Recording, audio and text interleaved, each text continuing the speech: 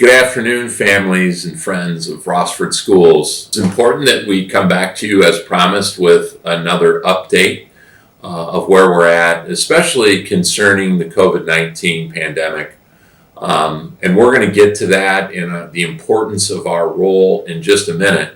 But I want to remind all of our students, staff, and community members that, sometimes when we're in the midst of this pandemic, it can sometimes be easy to forget all of the important challenges that we've met in this community and that we have surpassed with great success. We were operating in old facilities that had many challenges with leaks and heating and cooling issues or the non-existence of those, and really in places where it was really difficult to deliver 21st century learning. And at that time, of course, the community stepped up big, passed that bond issue successfully. And of course, that was a wonderful day. Next up then, of course, was a drawn-out construction process that found us making a temporary home for our high schoolers at Owens Community College and moving all of our 6th, 7th, and 8th graders over to what is the former Indian Hills Elementary.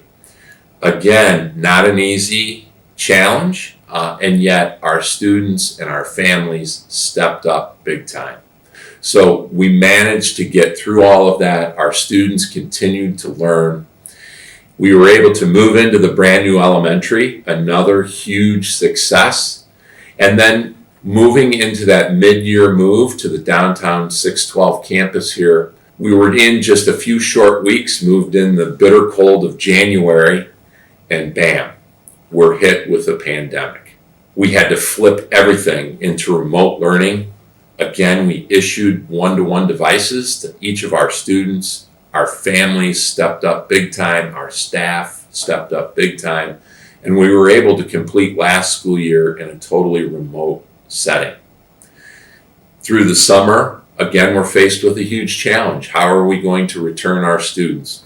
We've managed to put together a hybrid situation that, given the circumstances right now, provides our students and staff the best opportunity to learn to some degree in person, while also making sure that we follow those very important safety protocols that we've all come to follow. We've always stepped up in this community to make sure that we've found success, and we couldn't be more proud.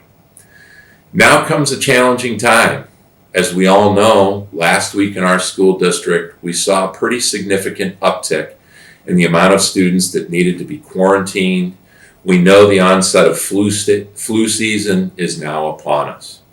So I want to just take a moment to say what a great job everyone has been doing, and to encourage everyone, we must continue to do this. We must continue to make sure we wear masks, that we socially distance, those hand washing protocols that are so important, that we stay home if we're not feeling well, if we're exhibiting any of those symptoms, that we stay home to make sure that we're protecting ourselves and preventing the further spread of this awful disease. So this is just another challenge that I put before our students and staff and community members, and ask for your help once again in stepping up to help us all prevent this terrible disease.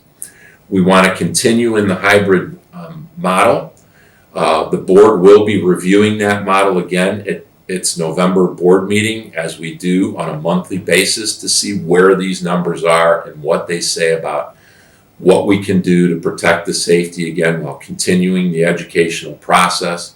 Of course, if any of our circumstances change or we decide that the model is going to change, we will definitely notify all of our families in a short time frame.